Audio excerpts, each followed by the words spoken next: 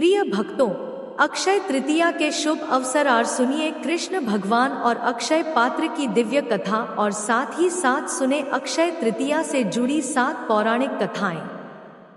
जय श्री कृष्णा, जय श्री राधे। अक्षय तृतीया हिंदू धर्म का एक पावन पर्व है। यह पर्व वैशाख मास के शुक्ल पक्ष की तृतीया तिथि को मनाया जाता है।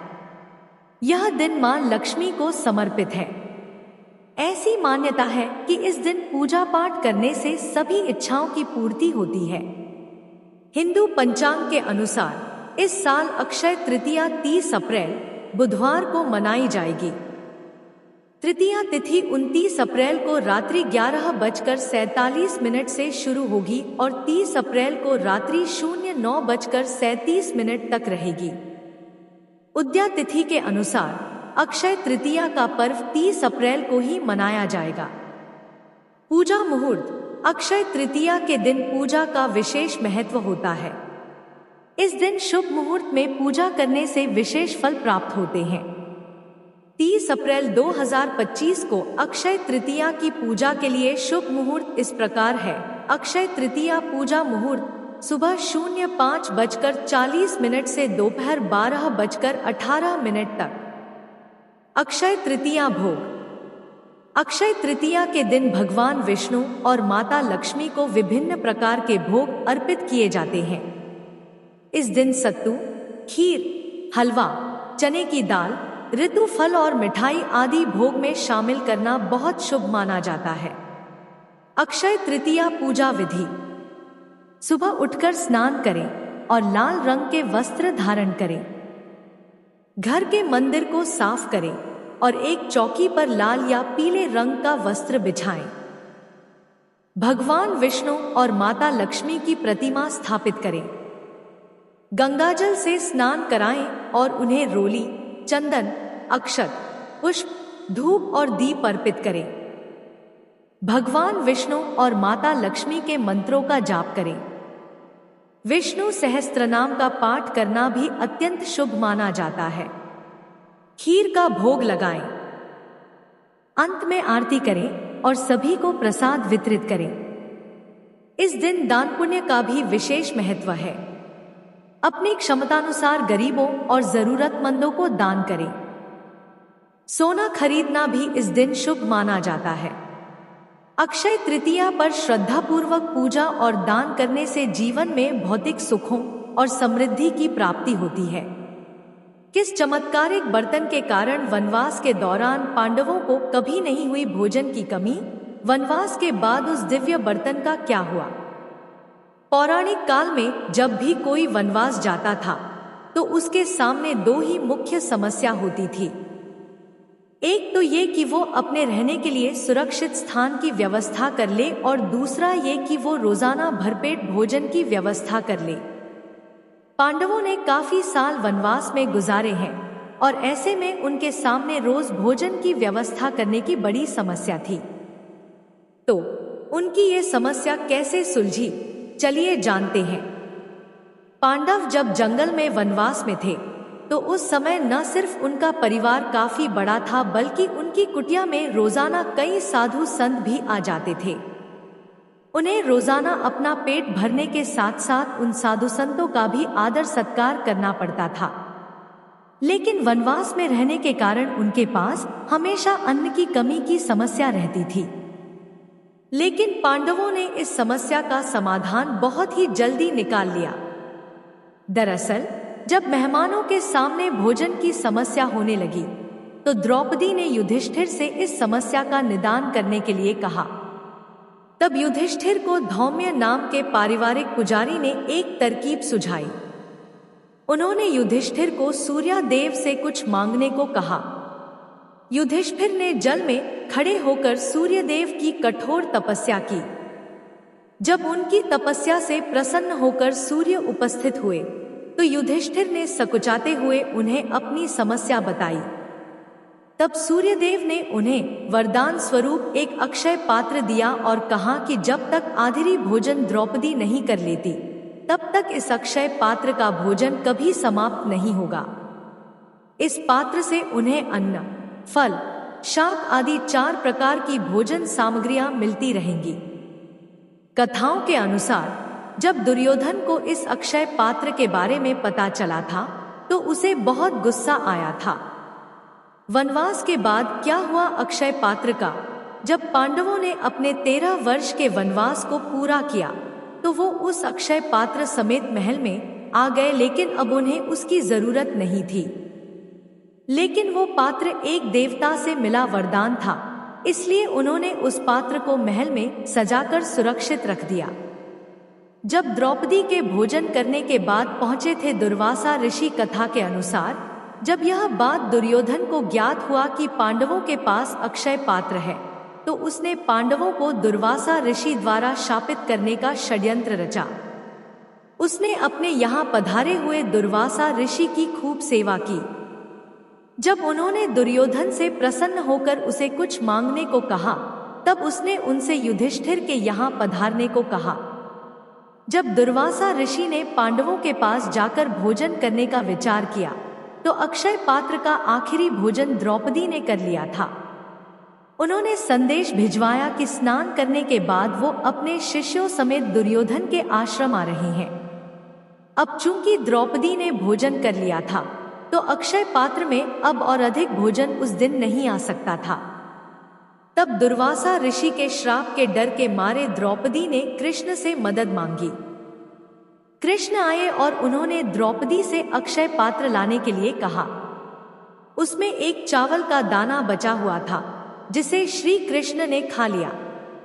उनके उस दाना को खाते ही दुर्वासा ऋषि और उनके को भी पेट भरा हुआ महसूस होने लगा और वो युधिष्ठिर के आश्रम आए ही नहीं। अक्षय तृतीया की 7 कहानियां क्यों माना जाता है इसे सबसे शुभ? क्या क्या हुआ था इस दिन? अक्षय तृतीया को क्यों इतना शुभ माना जाता है? इसको लेकर हिंदू धर्म में कई पौराणिक मान्यताएं चली आ रही हैं। ऐसा कहा जाता है कि इसी दिन त्रेता युग का आरंभ हुआ था और इसी दिन से महाभारत दिखने का शुभारंभ हुआ था। ऐसी ही 7 कहानियों के बारे में आज हम आपको बताने जा रहे हैं जिनकी वजह से अक्षय तृतीया को सबसे शुभ तिथि माना जाता है। अक्षय तृतीया को हिंदू धर्म की मान्यताओं के अनुसार सबसे शुभ तिथि माना जाता है और इस दिन कोई भी शुभ कार्य बिना पंचांग देखे और बिना मुहूर्त निकाले किया जा सकता है। लेकिन क्या आप जानते हैं अक्षय तृतीया को क्यों इतना शुभ माना जाता है? इसको लेकर हिंदू धर्म में कई पौराणिक मान्यताएं चली आ रही हैं।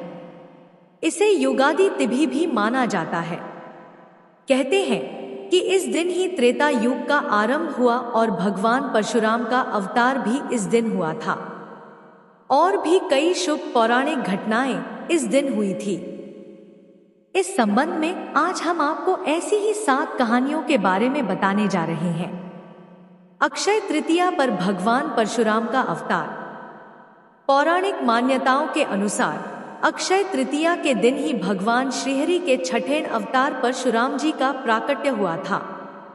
ब्राह्मण होते हुए ये स्वभाव से काफी आक्रामक और गुस्से वाले माने जाते हैं। इनके अंदर ब्राह्मण होते हुए भी क्षत्रियों वाले गुण थे। अक्षय तृतीया का कृष्ण सुदामा से भी संबंध। कहते हैं कि जिस दिन सुदामा अपने मित्र भगवान कृष्ण से मिलने गए थे उस दिन अक्षय तृतीया तिथि थी।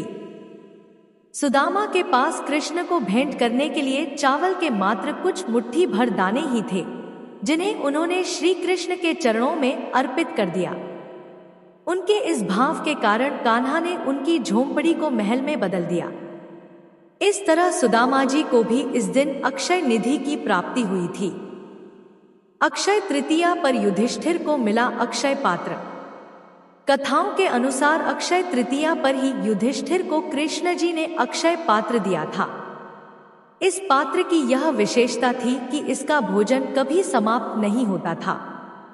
इसी पात्र की सहायता से युधिष्ठिर अपने राज्य के भूखे और गरीब लोगों को भोजन उपलब्ध कराते थे। भविष्य पुराण में अक्षय पात्र का संबंध मनुष्य के दान धर्म से बताया गया है। अक्षय तृतीया पर महाभारत लिखने की शुरुआत। अक्षय तृतीया के दिन से ही महर्षि वेदव्यास जी ने महाभारत की कथा को सुनाना आरंभ किया था और गणेश जी ने इस कथा को लिखना आरंभ किया था। इसी वजह से कहा जाता है कि महाभारत का युद्ध भी अक्षय है, जिसके कुछ उदाहरण आज भी कहीं कहीं देखने को मिल जाते हैं। अक्षय तृतीया पर त्रेता युग का आरंभ। भविष्य पुराण में बताया गया है कि अक्षय तृतीया को युगादि तिथि कहा जाता है। दरअसल इसी दिन से त्रेतायुग का आरंभ माना जाता है, इसलिए इस दिन को शुभ कार्यों के लिए सबसे शुभ मुहूर्त के तौर पर देखा जाता है। मान्यता है कि अक्षय तृतीया के दिन हम जो भी कार्य करते उसमें हमें अक्षय फल की प्राप्ति होती है और वह पुण्य कभी समाप्त नहीं होता। अक्षय तृतीया पर कृष्ण ने की थी द्रौपदी की रक्षा। महाभारत में द्रौपदी के चीर हरण की घटना सर्वाधिक चर्चित मानी जाती है। पौराणिक मान्यताओं के अनुसार उस दिन भी अक्षय तृतीया ही थी जब पांडवों ने कौरवों के साथ जुए के खेल में द्रौपदी को ही दांव पर लगा दिया था। दुशासन ने द्रौपदी का चीर हरण किया था। अक्षय तृतीया के दिन ही द्रौपदी की लाज बचाने के लिए श्री कृष्ण ने द्रौपदी को अक्षय चीर प्रदान किया था। अक्षय तृतीया पर गंगा का अवतरण। नारद पुराण में बताया गया है कि अक्षय तृतीया के दिन ही गंगा का धरती पर अवतरण हुआ था। तेज बहाव के साथ स्वर्ग से निकली गंगा नदी को शिवजी ने अपनी जटाओं में धारण कर लिया था और फिर भगीरथ के प्रयासों से देवी गंगा धरती पर अवतरित हुई थी। अक्षय तृतीया पर करें ये उपाय, मां लक्ष्मी होंगी प्रसन्न, आर्थिक तंगी होगी दूर। अक्षय तृतीया का पर्व मां लक्ष्मी को प्रसन्न करने के लिए बेहद शुभ माना गया है और इस दिन को लेकर यह मान्यता है कि मां लक्ष्मी को प्रसन्न करने के लिए कुछ उपाय किए जाएं तो वह आपकी खाली झोली भर देती हैं और आपके घर में बरकत से भर देती हैं। अक्षय तृतीया पर किए गए हर कार्य का अक्षय फल प्राप्त होता है, इसलिए इस दिन मां लक्ष्मी को प्रसन्न करने के उपाय भी बेहद शुभ फल प्रदान करते हैं और मां लक्ष्मी का आशीर्वाद आपको मिलता है। आइए जानते हैं कौन से हैं ये उपाय। अक्षय तृतीया जैसा शुभ मुहूर्त मां लक्ष्मी को प्रसन्न करने के लिए सबसे खास माना जाता है। इस दिन खरीदारी करने के साथ ही दान पुण्य करने का भी विशेष महत्व होता है। इस दिन जरूरतमंद लोगों की मदद करना, उन्हें जरूरत की वस्तुएं दान में देने से आपको अक्षय पुण्य की प्राप्ति होती है और मां लक्ष्मी आपसे प्रसन्न होती हैं। इस दिन के लिए हम आपको बता रहे हैं कुछ विशेष उपाय और क्या क्या करना चाहिए। दान। अक्षय तृतीया पर धन वृद्धि का उपाय। अक्षय तृतीया पर जौ खरीदना और दान करना बहुत ही शुभ माना जाता है। मान्यता है कि जौ दान करना स्वर्ण दान करने के समान पुण्यदायी माना गया है। अक्षय तृतीया पर स्वर्ण खरीदने के साथ साथ जौ भी जरूर खरीदें। ऐसा करने से आपके धन संपत्ति में वृद्धि होगी और मां लक्ष्मी भी आपसे प्रसन्न होंगी। अगर आप सोना खरीदने में सक्षम नहीं हैं, तो उसके स्थान पर चांदी भी खरीद सकते हैं या फिर जौ का भी दान कर सकते हैं। मां लक्ष्मी के साथ करें विष्णु भगवान की पूजा। अक्षय तृतीया के दिन मां लक्ष्मी के साथ भगवान विष्णु की भी पूजा करनी चाहिए। ऐसा करने से भी मां लक्ष्मी प्रसन्न होती हैं और दाम्पत्य जीवन खुशहाल रहने का आशीर्वाद देती हैं। मां लक्ष्मी की कृपा से आपके घर में कभी धन वैभव की कमी नहीं होती। इसके साथ ही इस दिन गणेश जी का भी आह्वान करना चाहिए। इस दिन मां लक्ष्मी को मखाने की खीर का भोग लगाने से आपके घर की संपत्ति में वृद्धि होती है। कलश दान।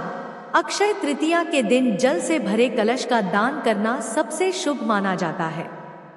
सबसे पहले एक कलश लें और उसमें साफ जल भरकर उसमें थोड़ा सा गंगाजल मिलाकर उसे किसी गरीब जरूरतमंद को दे दें। मान्यता है कि ऐसा करने से सभी पुण्य के समान तीर्थ की प्राप्ति होती है। इसलिए कहा जाता है अक्षय तृतीया। पौराणिक मान्यताओं के अनुसार वैशाख मास की शुक्ल तृतीया को ब्रह्मा देव के पुत्र अक्षय कुमार की उत्पत्ति हुई थी, इसलिए इस दिन को अक्षय तृतीया कहा जाता है। इस दिन पितरों का तर्पण करने और पिंडदान करने से आपको बेहद शुभ फलों की प्राप्ति होती है और अक्षय फल की प्राप्ति होती है। ऐसा करने से आपके पूर्वज आपसे प्रसन्न होते हैं और सदैव सुखी रहने का आशीर्वाद प्रदान करते हैं। अक्षय तृतीया पर इन चीजों का दान करें। यदि आपके घर में काफी समय से आर्थिक तंगी चल रही है तो आपको अक्षय तृतीया पर इन वस्तुओं का दान करना चाहिए। इनमें जल, कुंभ, शक्कर, सत्तू, पंखा, छाता, फल आदि चीजें शामिल हैं। कहते हैं कि जो लोग अक्षय तृतीया पर इन चीजों का दान करते हैं उनके घर मां लक्ष्मी स्वयं पधारती हैं और आर्थिक तंगी दूर करती है। अक्षय तृतीया की एक और पौराणिक कथा। अक्षय तृतीया की एक कथा के अनुसार प्राचीन काल में एक धर्मदास नामक वैश्य था। धर्मदास अपने परिवार के साथ एक छोटे से गांव में रहता था। वह बहुत ही गरीब था। वह हमेशा अपने परिवार के भरण पोषण के लिए चिंतित रहता था। उसके परिवार में कई सदस्य थे।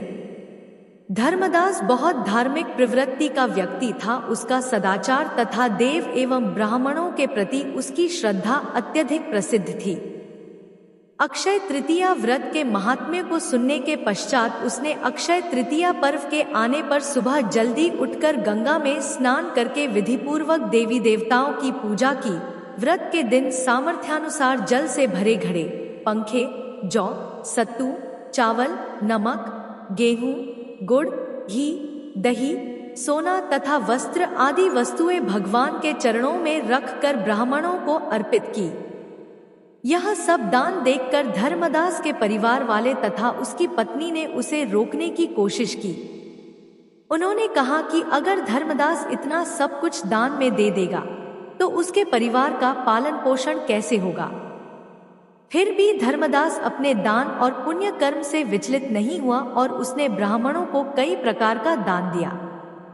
उसके जीवन में जब भी अक्षय तृतीया का पावन पर्व आया, प्रत्येक बार धर्मदास ने विधि से इस दिन पूजा एवं दान आदि कर्म किया। अनेक रोगों से ग्रस्त तथा वृद्ध होने के उपरांत भी उसने उपवास करके धर्म कर्म और दान पुण्य किया। यही वैश्य दूसरे अगले जन्म में कुशावती का राजा हुए। मान्यता है कि अक्षय तृतीया के दिन किए गए दान पुण्य व पूजन के कारण वह अपने अगले जन्म में बहुत धनी एवं प्रतापी राजा बना। वह इतना धनी और प्रतापी राजा था कि त्रिदेव तक उसके दरबार में अक्षय तृतीया के दिन ब्राह्मण का वेश धारण करके उसके महायज्ञ में शामिल होते थे।